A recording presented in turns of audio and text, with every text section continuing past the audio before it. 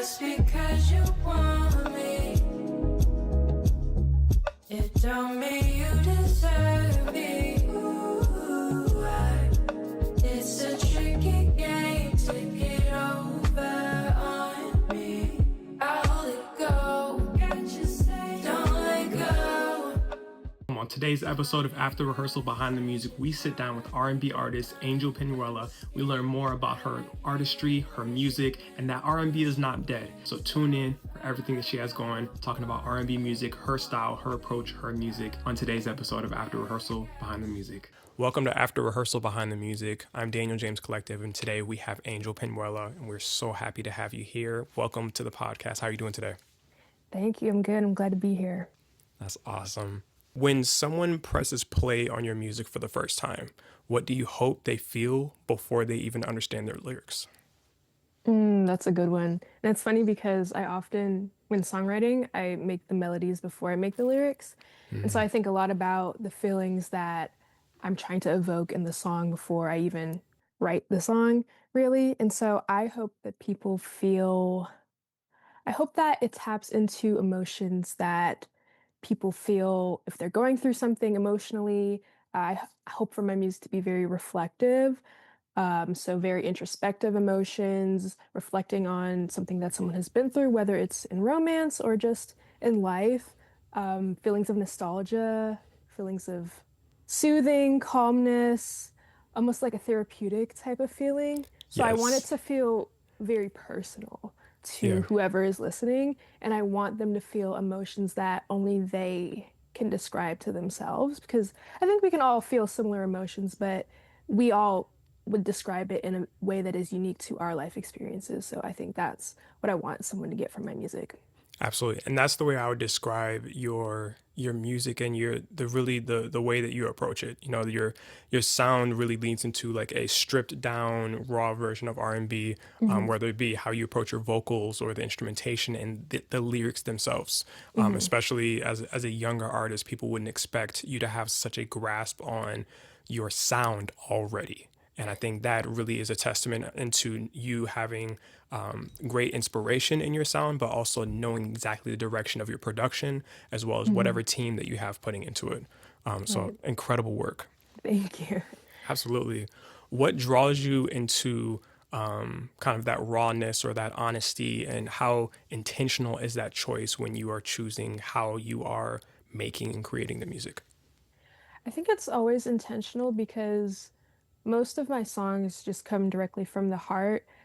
There are some rare occasions where I try to do like a writing exercise or think about a specific topic before I write a song, but otherwise, a lot of it is just freestyling, like straight from the heart, from whatever experience is in my head during that day. So it's definitely always intentional. In part, that's due to a lot of my inspirations, which we can talk about later, but also I think just reflecting like who I am as a person.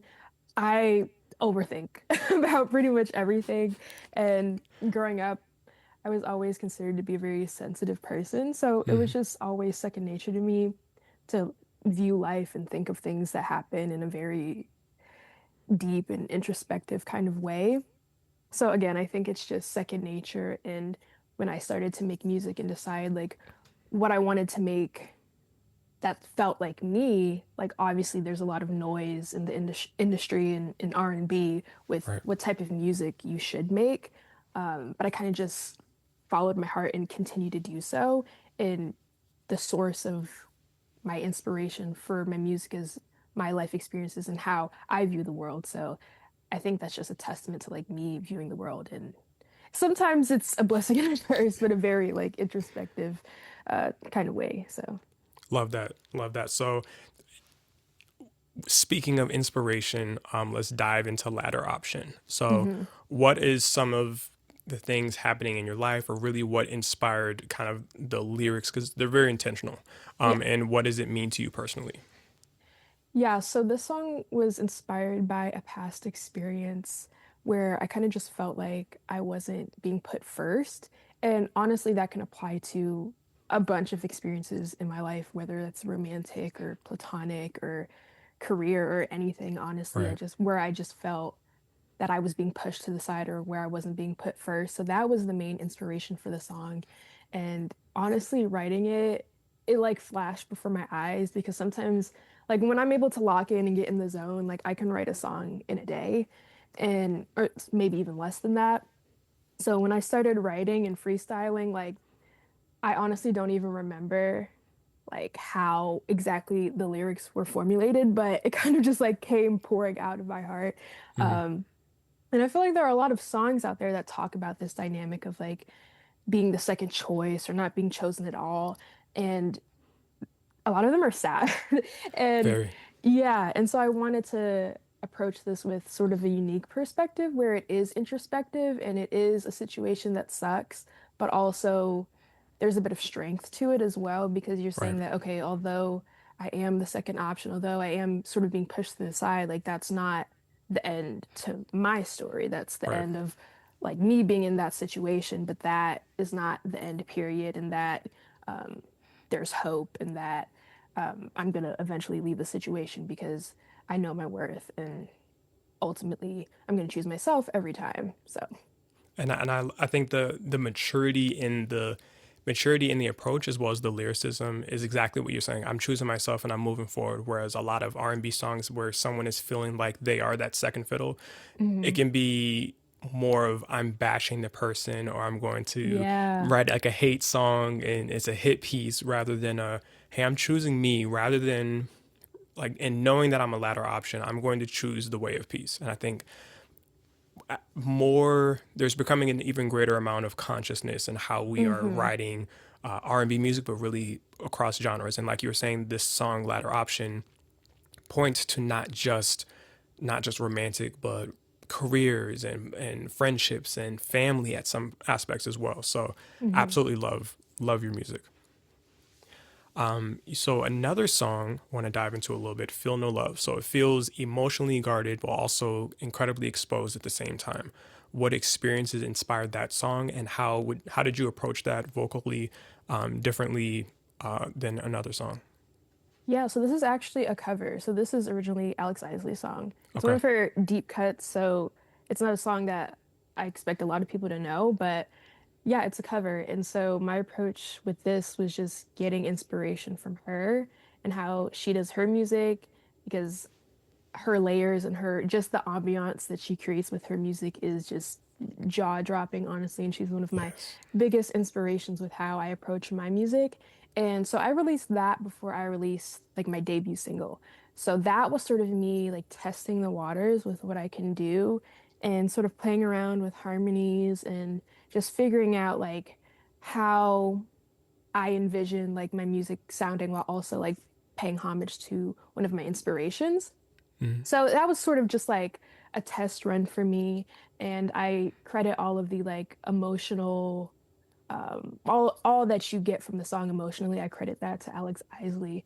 But it was interesting because I kind of just did that on a whim and then I posted it and then I got a lot of positive feedback and people were like, "Wow, like how did you do this? Like how did you make it sound this way?" And I'm like, I just used someone else's blueprint, but it was received well. So I took that as inspiration for like some of my original music. And that's also kind of when I was like, okay, maybe I should do some original stuff because Yeah, yeah. absolutely. So, from the people that have inspired you and such, where did your musical journey begin? Because you have a lot of people that you've drawn from, but your inspiration bag is from listening to your music, there is a uniqueness in your sound that I Mhm. don't hear with a lot of artists, especially younger artists, and not to just pinpoint like, oh well, you're young and people don't sound like that, but Right. period, like it, your sound is so unique. So like, tell us a little bit about your upbringing in regards to music and just how you really started tapping into that.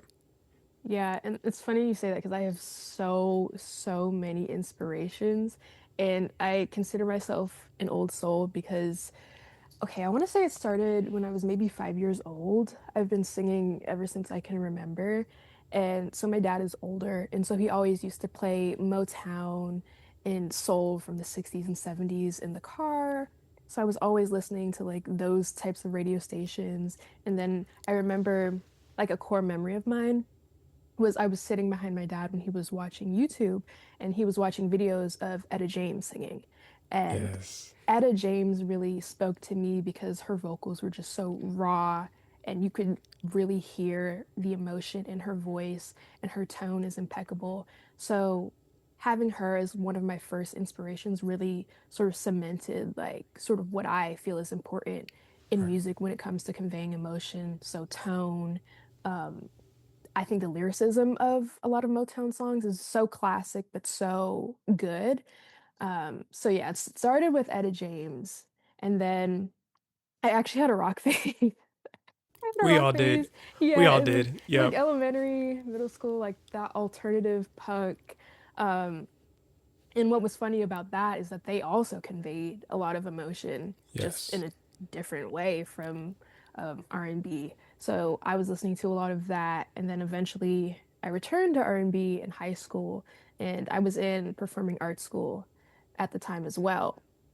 So I was studying classical voice at performing arts school, but I very quickly realized that that was not for me, and that R&B was really like where I was meant to be. So Mm. in high school, I listened to a lot more R&B, sort of as like a coping mechanism to get away from like what I was forced to do in school.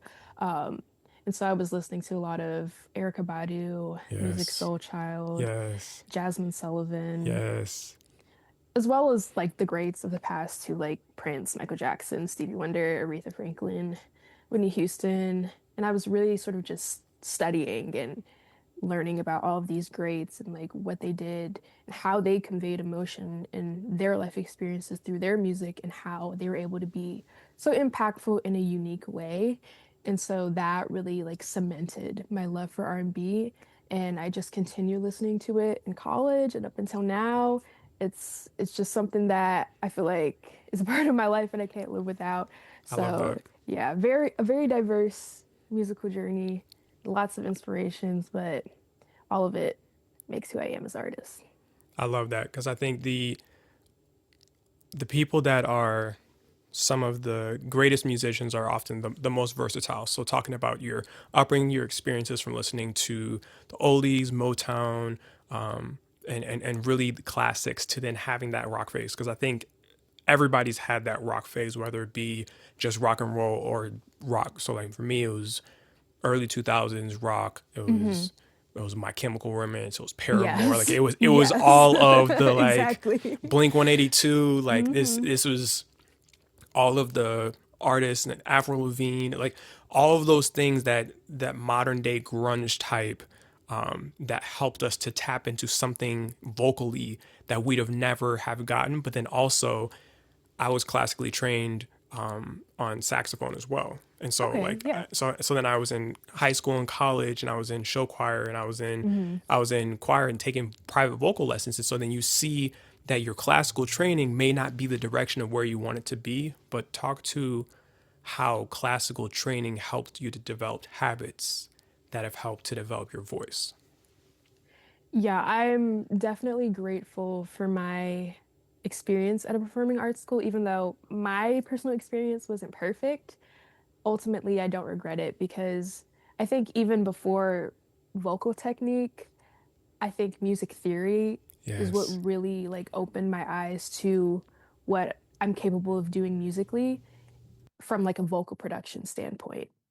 So of course, like I was studying classical voice, so I learned a lot about my voice and about um, the training and different parts of the voice, from like mixed voice to chest voice, and like how you can convey different emotions from like different textures of the voice.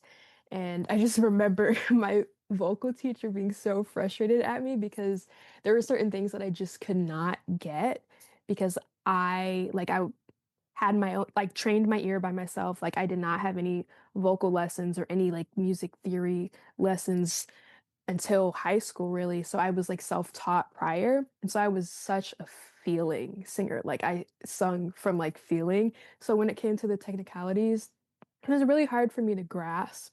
But when I started learning about music theory, that's when things really started to become like mind blowing for me. And it felt like a whole new world was opening when I because especially listening to R&B, I would hear things that I really liked and resonated with, and that evoked certain emotions out of me, but at the time I couldn't exactly articulate why.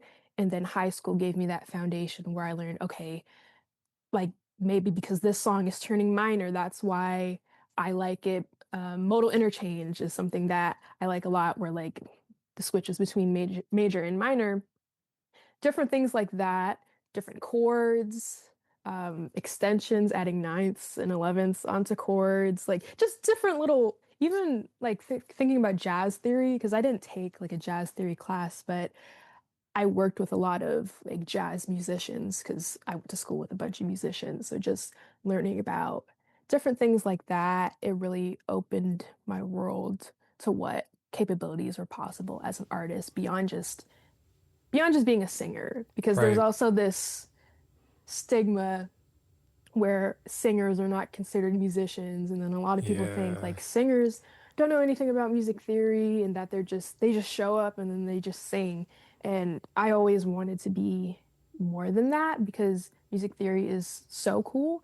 Right. And I actually like recommend, like, even if singers haven't gone to a performing arts school, to learn as much as they can about music theory, because it's honestly freeing when you realize that like you can put that into your own music and you don't just have to be like a singer who just sings whatever is put in front of you. Right. So, And I resonate with having had the experience that was very imperfect and having had those run-ins with professors that are frustrated because you are not learning it the way that they want you to, but you still understand the concept.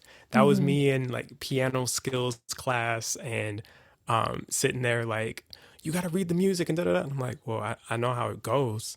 I was like, I'm not gonna Right. read It's just like boring. because you sitting there, you're in practice, you're sitting there in practice, and everyone's doing it. So then you learn rote. You learning, okay, that's how it flows, and so to you, it's less important about how to read it, and it's more so important about the fact that you got it and you can get the grade. They're like, no, you have to da da da, and it's very my way or the highway. And I think for us as people that can hear things and it can just naturally come to them, that's frustrating because it's like, no, you have to learn reading music, and it's like, look, I'm going to leave here. And when I leave here, I'm going to play and sing a lot of music that I don't have to read the sheet music for. And Exactly. so there's going to be so much musically that I can do. And I appreciate all the things that you're helping me to be able to express modally with my voice and be able to understand, singing my tessitura and being able to go in Hmm. between my chest voice and my head voice and to be able to Right. understand how to, do this and the arpeggiations and things like that. Great. However, I can still listen to a favorite song of mine, cover it, and release it on YouTube or release a song for it and never have to take a look at the sheet music because it's more than the music. Right, exactly. And I think performing arts school is very structural, and I understand it's for a reason, because at least my school, it was to prepare for conservatories and stuff like that. But I'm finding in my personal artist journey, especially in the world of R&B, one of the most important things is knowing how to flee from structure and knowing how to improvise. Because for anyone who knows about the history of Black music, obviously, like R&B comes from a long line of Black genres, some of the starting ones being jazz and blues, and those are really like heavy on the improv, especially with like modern day R&B and all the runs people try to do and just Yes, ways to make a song interesting. It gets boring if you follow the same structure again and again and again. And honestly, we see that in R&B. When the same structure is followed for too long, people yeah, get tired of it. And so I think that's something that I had to learn, ironically, outside of music school, but it's definitely one of the most important skills that I think is necessary as an artist today that I'm still trying to cultivate. absolutely. When you're thinking about making and creating music, whether it be a song that comes to your head, a cover that you're thinking about doing, kind of the ideas of how you want to flow through things production wise, and I have questions for those later. But like, what what kind of goes through your head as you're kind of navigating these are the rules, but I really don't care to do it the rules. I want to do it my way. Like how do you find your path of saying this is the exact path I want to go towards in creating this music? Yeah, I used to internalize it a lot, and sometimes like it still comes back because that training never like completely leaves you. Correct. So I think this happens the most when I'm recording. Like I'll have moments where, oh, that take could have been better vocally, or and I'm doing takes over and over and over because I'm a perfectionist, and I think that's a good and a bad thing. I think it's important to let loose a little bit and to not chase perfection all of the time because perfection is impossible. And I think a lot of the rawness and a lot of the emotion that comes through in the music that people really like is when it's imperfect. Right. So that's what I try to tell myself leading into like writing a new song or starting a new recording process that sometimes imperfection is what makes the art beautiful. And I just try to keep reminding myself of that um, in every stage of the process of making music. Yeah, and that's some of the most beautiful things that can happen. You know, when you think about recordings that were done 40, 50 years ago, the pushing and the pulling on the beats because they weren't quantizing everything. It was you had a Hmm. live band and you were just making it happen. So that's Right. that's the most authentic and beautiful aspect. You're Hmm. doing one of my favorite examples is this will be everlasting love. This will be the Yeah. everlasting. The during the trumpet breakdown, the trumpet overshot his note. Mm. But they kept the take. Yeah. And that becomes, and so now when I hear it, I'm like, oh wow, he messed up on that note, or maybe that was intentional. But when you play the instrument, you know, like, oh wow, he overshot it, but they kept the take. Hmm. The beauty in the imperfection, whether it be the Exactly. mistakes that no one knows about, or I was too ahead on the beat, or da da da, or I said something wrong, but it ended up being the perfect thing that needed to come out. So I love it. I love it. So your harmonies feel like a signature part of your sound, which I absolutely love. How did you develop that approach, and how instinctive versus intentional does it happen when you're recording? Yeah, so I think again, part of it just comes from my inspirations, like Alex Isley, but also Brandy, the vocal Yes, Bible, the queen of yes, vocal yes. production and harmonies.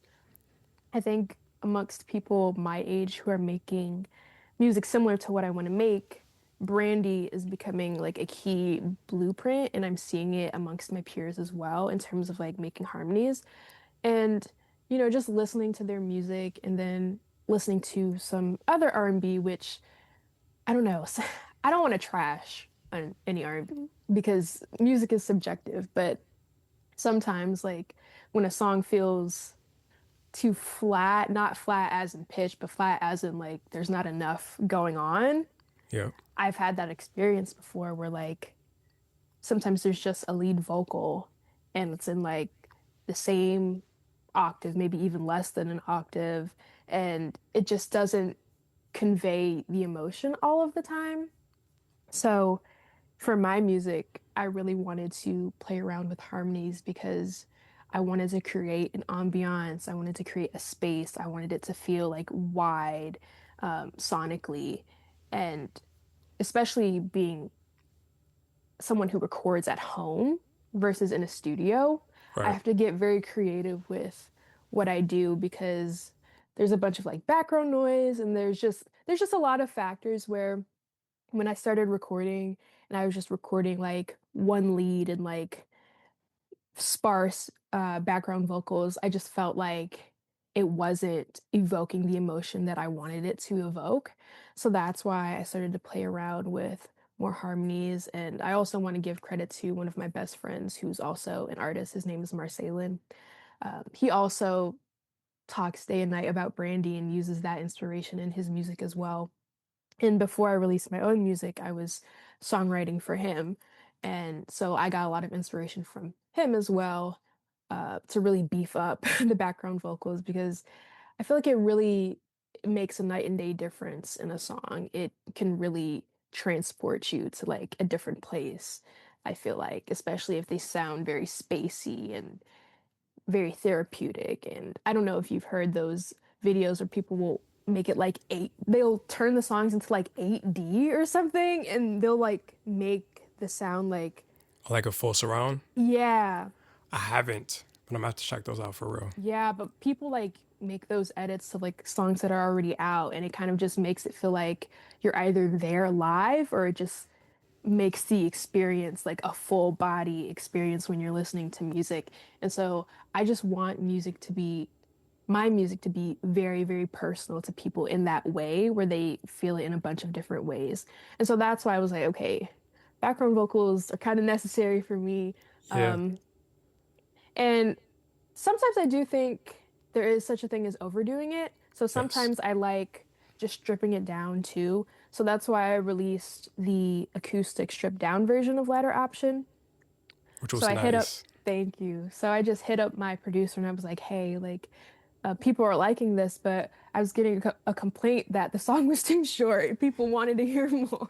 Yeah. And so I was like, okay, I need to do something else. So I was like, why don't I do an acoustic version? So I asked my producer, Jay Archie, who's very talented, to just play on the keys the song. And he did that amazingly. And I just did a track over it. And then I think I just doubled the track and that was it. And sometimes I do like the contrast of something being very raw and stripped, almost like a live arrangement. Yes. But then I also like the fun of like, it's kind of like solving a puzzle of like where different layers and harmonies and background vocals go. So, yeah. I love that. I love that. So from a technical standpoint, how did you come about putting together your vocal chain? So your specific sound, whether it be your compressors, your verb, or any other things that you add on. You don't have to talk about, you don't have to give out that game. But how did you come about? Because I know a lot of people they gatekeep. They're like, look, my vocal chain is my vocal chain. So Yeah. when it comes down to your specific sound, how did you go about building it, and then what kind of matters in helping to create more of that space and that sound as you've built it up?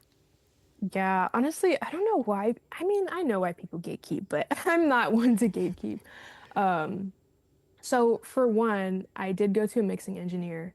So that was a big part of it, a part of like making it as polished as possible. But before that, I was honestly playing around in BandLab and I can't remember my exact chain, but I did have a preset with like just the basic things, reverb, compression, a little bit of delay, some slight tuning, of course.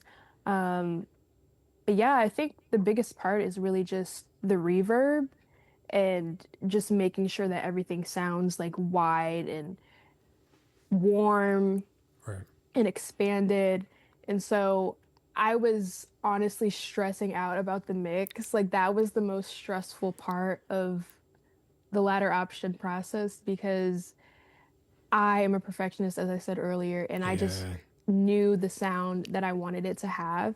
So, fun fact, after I went to the mixing engineer, I had a friend listen to it and I was like, okay, what do you think? And my friend was like, I kind of prefer the version that you mixed on your own. It's like, dang it, but I paid for it. So I had to go back and I ended up using like what the mixing engineer did, but Hmm. I did some more mixing on top of it. Yeah. And that is what ended up being the final like version of Ladder Option. And so I think that was just like more stacked vocals, more reverb, because I just really wanted it to sound very spacey and Yeah. wide and very full. Um, and yeah. I think so. I released a project 5 years ago, and when you were talking about in the beginning about being a overthinker, that was everything from the mixing to just how everything was produced to everybody's individual track that they're recording. I was just like overthinking it so much, and I'm like, you know what? I almost didn't release it. My friend said, "Dude, just do it," because I think the thing we have to often think about is we overthink because we are thinking about how we're going to think about the release project 5 to 10 years from now. But we can always say, hey, here's the re-release or here's the 5 or 10 year anniversary or whatever, and we can always get better on how we approach it, and we can always get better on how the sound engineers and whoever we have in our corner. The most beautiful thing about when we work on a track, whether it's a single, an album, an EP, whatever, is this is the best that I could do based upon my skill set at this time. And that helped me to overthink less. Like if I'm releasing a single in a few weeks and sound engineer is like, hey, what do you think? And I'm like, tweak this, I'm good. Like when it came down to it, we can overthink it all, but our overthinking is really anxiety of how we believe it's going to be received in the future versus how we actually feel about it now. So I think that mix between your friends are like, hey, I prefer how your ear heard it. If you work with a sound engineer, say, hey, this is exactly what I want. And I think just like getting your hair done or anything like that, the more specific you can be about what exactly you like, the more satisfied you'll be, because we've all had those haircuts or hair appointments where we're like, this was not what I said. And then you're needing them to fix it and it's not coming across the best because now they have to fix things that they didn't do, or fix things that they did. And so when it comes down to it, yeah, like know what you want and then go for it. And that's exactly what you're doing. So I love that. Yeah, I definitely agree. And I think chasing perfection honestly hinders growth. Yes. Because if I didn't like tinker around in BandLab and release the song as is, I wouldn't have realized, okay, now I want to do something better. So now I'm Mm. working with Logic Pro, I'm working with a DAW, Yes. and I feel like there's always an opportunity to grow and get better and better, but Yes. you won't realize how to get there unless you start somewhere.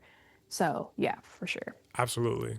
You were featured on Autumn Love. How did that collaboration come about? And what do you look for when you're saying yes to a feature?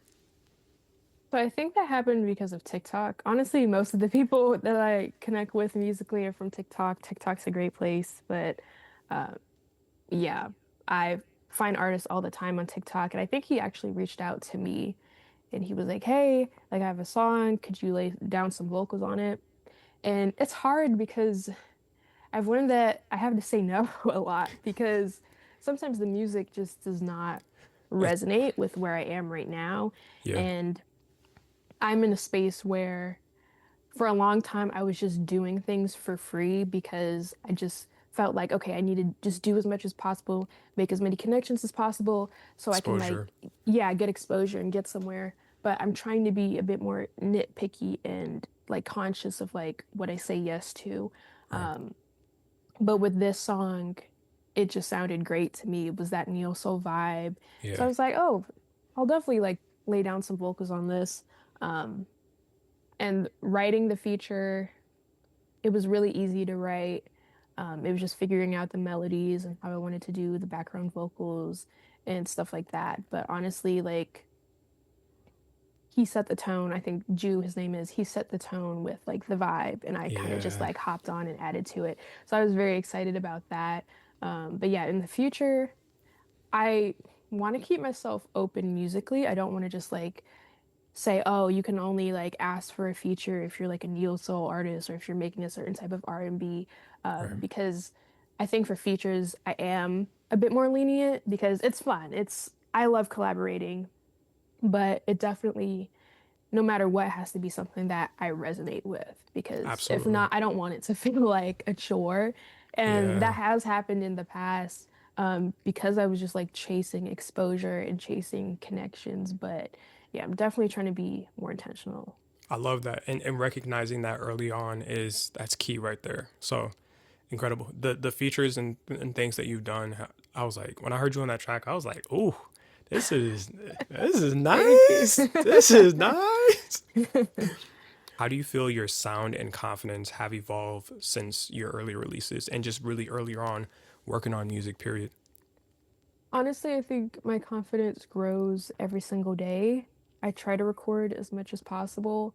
I'm currently working on a new EP that hopefully will get released in 2026. Let's go. A lot of people are like, "Where's the music? Where's the music?" I'm like, "Y'all, I have a process."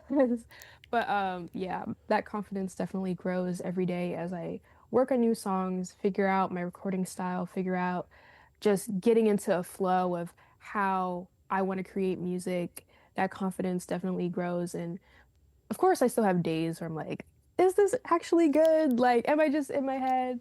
Yeah. Um, but I think just grounding myself in reminding myself why I'm doing this in the first place. Yeah. And it's because I have a passion for it and it's what I see my life's work being that sort of like fuels fuels me and drives me to like continue.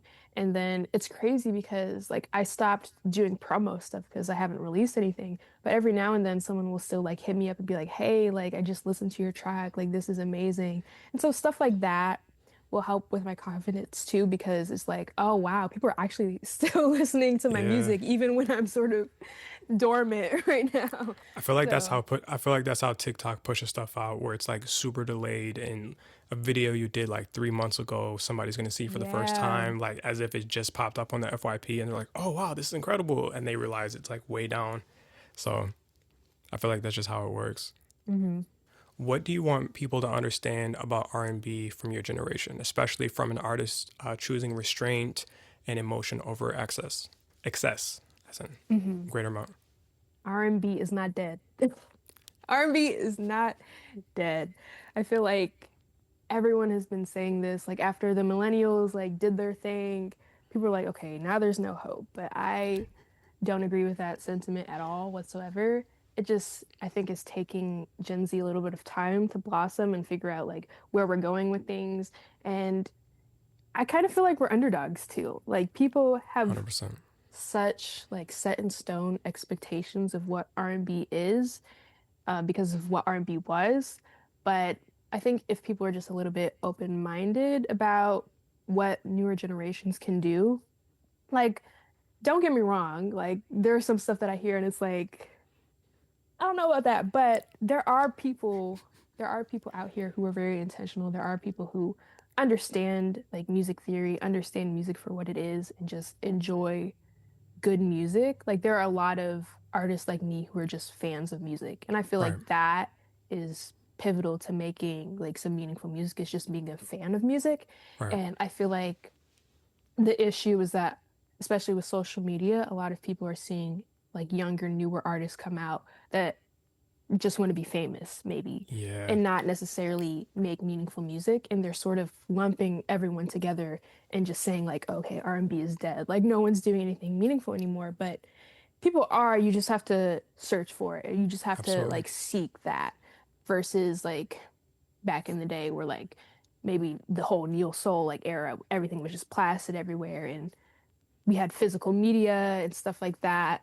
But yeah, it just requires a little bit of searching nowadays. But that's what I would say that R&B is not dead and that there are a lot of talented people in my cohort, so to speak, that are just waiting to blossom and working on our craft and trying to cultivate that every day. Love that. Last question. Who are your dream collaborators? First would definitely be Alex Isley. Like I don't even know what I would do in the studio, but that would be a dream. Um, Music Soul Child. I think his tone is amazing. His lyricism. I think writing a song with him would just be so fun. Robert Glasper. I've been listening to a lot of Robert Glasper in the colder Mm-hmm. months, Yes. and I've always wanted to do something more jazzy because I never got the chance to do that when I was studying music. So that would be a dream because a lot of people were like, "Oh, you should do a jazz tune." I'm like, one day, and Robert Glasper would be like the perfect person.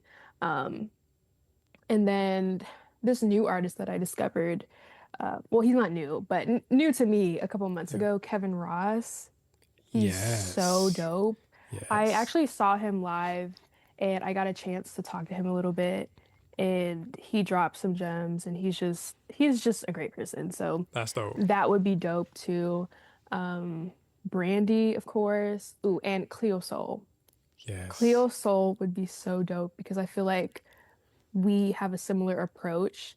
And I Mm. just love how raw she is with her music and her lyricism as well. And it's just very therapeutic and intentional. So those are just some of the artists. Yeah. I could go on and on, but I love that. So, snippets or just last things that you want people to know about you as an artist as you're finalizing music for your new EP that you have coming up.